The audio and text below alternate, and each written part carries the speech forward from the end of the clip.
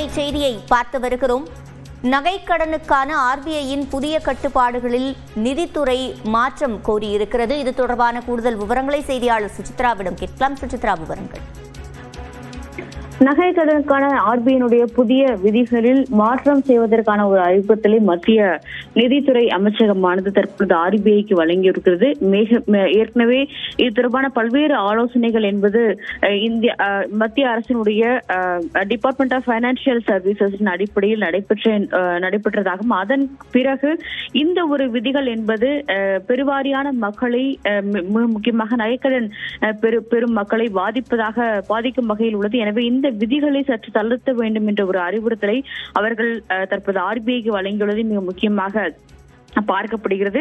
மேலும் ஜனவரி 2026 ஜனவரி 1 முதல் இதை அமல்படுத்தும் வகையில் விதிகளில் மாற்றம் செய்து அதன் பிறகான ஒரு அதிகாரப்பூர்வ அறிவிப்பை வெளியிட வேண்டும் என்ற ஒரு கருத்தையும் மத்திய நிதித்துறை அமைச்சகமானது தற்போது ஆர்பிஐக்கு வைத்துள்ளது மிக முக்கியமாக பார்க்கப்படுகிறது. ஏற்கனவே இந்த விவகாரத்தில் ஆர்பிஐ ஆனது கோரிக்கையை ஏற்று ஏற்கனவே வெளியிடப்பட்டுள்ள அந்த ஒரு வரைவு விதிகளை மாற்றம் செய்வது எப்படி என்பது தொடர்பான கருத்துக்களையும், அது மட்டுமல்லாமல் கூடுதலாக பெறப்பட்டுள்ள பல்வேறு தனிநபர்கள், நிதி அமைப்புகள், நிதி நிபுணர்கள் சார்பாக பெறப்பட்டுள்ள அந்த ஒரு கருத்துக்களையும் அவர்கள் ஆலோசித்து வருகிறார்கள் எனும் அதற்கு ஏற்ப இந்த ஒரு மாற்றங்கள் என்பது செய்யப்படும் என்ற ஒரு நம்பிக்கை உள்ளது என்ற ஒரு கருத்துக்களையும் தற்பொழுது நிதித்துறை அமைச்சகமானது தன்னுடைய எக்ஸ் தளத்தில் வெளியிட்டுள்ளது முக்கியமாக பார்க்கப்படுகிறது. பல்வேறு தரப்பு பொதுமக்கள் மட்டுமல்லாமல் நிதித்துறை சார்ந்த பல்வேறு தரப்பினரும் மத்திய நிதி அமைச்சகம் மற்றும் ஆர்பிஐக்கு எழுதியுள்ள கடிதங்கள் அடிப்படையில் இந்த ஒரு மாற்றம் என்பது செய்யப்படும், இந்த ஒரு பரிந்துரை என்பது ஏற்கப்பட்டு அதனுடைய மாற்றம் என்பது செய்யப்படும் என்ற ஒரு கருத்தையும் தற்பொழுது நிதித்துறை அமைச்சகமானது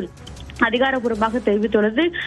மத்திய நிதியமைச்சகத்திற்கு கிடைக்கப்பட்ட அந்த மாற்றங்கள் தொடர்பான புதிய வரைவு விதிகள் தொடர்பான அனைத்து கருத்துக்களும் ஆர்பிஐக்கு அனுப்பப்பட்டுள்ளது எனவும் இந்த ஒரு விதியினுடைய செயல்பாடு என்பது நிச்சயமாக பெருவாரியான மக்களை பாதிக்கும் என்ற ஒரு கருத்துக்களை அவர்கள் முன்வைத்திருக்கிறார்கள். அது மட்டுமல்லாமல் சிறிய அந்த ஒரு நகைக்கடன் பெறுபவர்களுக்கான ஒரு தளர்வு என்பது நிச்சயமாக வழங்கப்பட வேண்டும் என்ற ஒரு கருத்தையும் அவர்கள் மிக முக்கியமாக குறிப்பிடப்பட்டுள்ளது. சுமார் 2 லட்சம் வரையிலான அந்த ஒரு குறுகிய டிக்கெட் கடன் பெறுபவர்கள் என்ற அடிப்படையில் அவர்களுக்கான ஒரு விதிவிலக்கு என்பது இதில் வழங்கப்பட வேண்டும் என்ற ஒரு அறிவுறுத்தலையும் பரிந்துரையாக தற்பொழுது ஆர்பிஐக்கு மத்திய நிதி அமைச்சகமானது வழங்கியிருக்கிறது. மத்திய நிதியமைச்சர் நிர்மலா சீதாராமன் தலைமையில் டிஎஃப்எஸ் அந்த டிபார்ட்மெண்ட், அதாவது பினான்சியல் சர்வீசஸ் அந்த ஒரு துறை என்பது இந்த ஒரு பரிந்துரைகளை ஆர்பிஐ வழங்கியுள்ளது எனவும் அதன் பிறகு புதிய அறிவிப்புகள் ஆர்பிஐயால் வெளியிடப்படும் என்ற ஒரு எதிர்பார்ப்பு உள்ளதாக தற்போது நிதி அமைச்சகமானது அதிகாரப்பூர்வமாக தெரிவித்திருக்கிறது. அடுத்த ஆண்டு ஜனவரி 1 முதல் இதனை அமல்படுத்துவதற்கான ஒரு பரிந்துரையும் இந்த ஒரு